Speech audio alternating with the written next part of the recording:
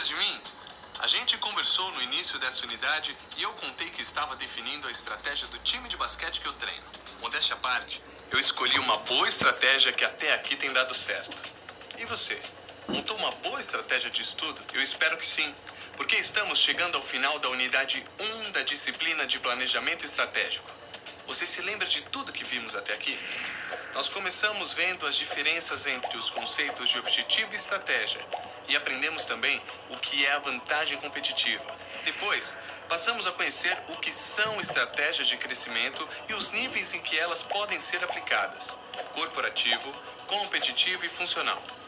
Em seguida, analisamos cada uma das etapas que compõem o planejamento estratégico. E por fim, vimos as definições do que são a missão, a visão e os valores de uma empresa.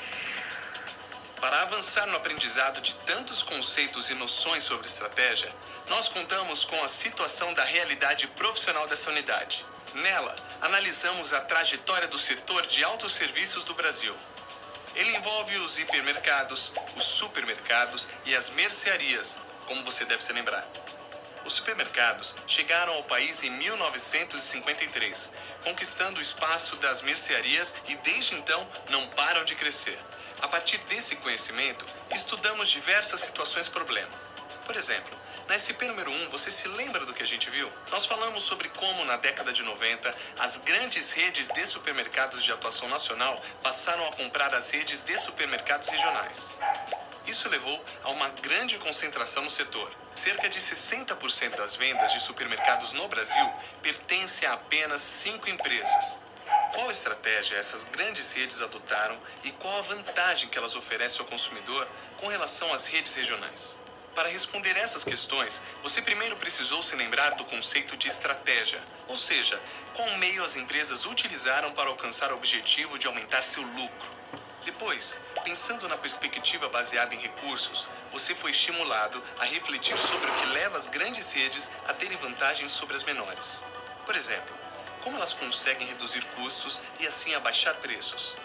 Essa é a vantagem competitiva delas. Na segunda SP, conhecemos um pouco da história do Grupo Pão de Açúcar, a maior empresa de varejo do país. Nós vimos que eles começaram a crescer ao adquirirem redes regionais de supermercados no final da década de 70. Em 2007, o grupo se associou a um atacadista e passou a explorar também esse segmento. Em seguida, adquiriu uma grande rede de loja de eletrodomésticos e se associou a outra, tornando-se o maior grupo de distribuição da América Latina. Quais foram as estratégias de crescimento adotadas pelo Grupo Pão de Açúcar? Para identificar essas estratégias, você constatou que a aquisição das redes regionais configurava uma integração horizontal. Depois, avaliou que as incursões no atacado e nas lojas de eletrodomésticos promoveram uma entrada em novos negócios, porém, relacionados ao negócio em que o grupo já atuava. Na terceira SP, nós analisamos as grandes mudanças no setor de autosserviços na década de 90. São elas: a aquisição das redes regionais de supermercados pelas nacionais, o Plano Real e o aumento da renda dos consumidores, e a internacionalização da economia, que abriu a entrada no país para redes internacionais. Era identificar quais etapas do planejamento estratégico estavam contempladas nesse cenário. Lembremos que o primeiro passo do planejamento é analisar os ambientes interno e externo. Depois, se define uma diretriz organizacional e, em seguida, se formula uma estratégia. Pensando nisso, analisando todo o contexto da época, você pôde argumentar que fazia sentido as grandes redes de supermercados ampliarem seus negócios para aumentar seus lucros.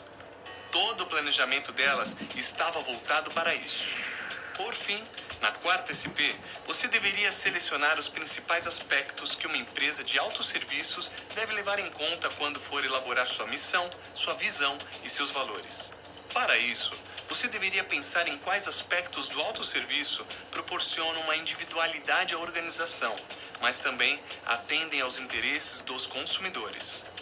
A visão e a missão precisam estar alinhadas aos valores centrais da organização.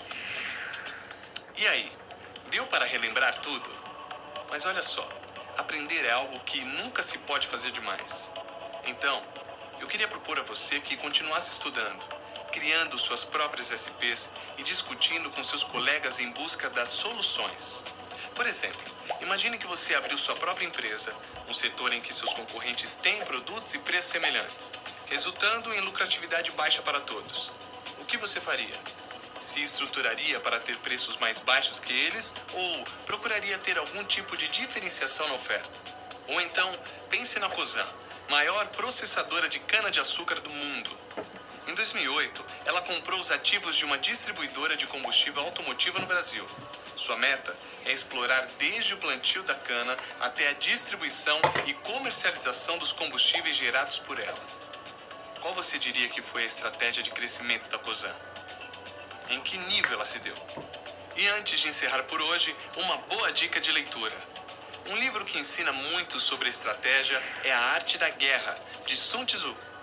Essa obra milenar chinesa foi escrita no século IV a.C. Embora ela tenha sido criada por um general militar, até hoje é usada por estrategistas de diversas áreas, como esporte e o mundo corporativo. Leia, é essencial para entender mais do assunto. Então é isso. Fim de papo e vamos continuar treinando. Mas lembre-se de sempre consultar seu livro didático em caso de dúvidas e de rever os questionários das pré e pós-aulas. Estamos conversados? Então, até a próxima!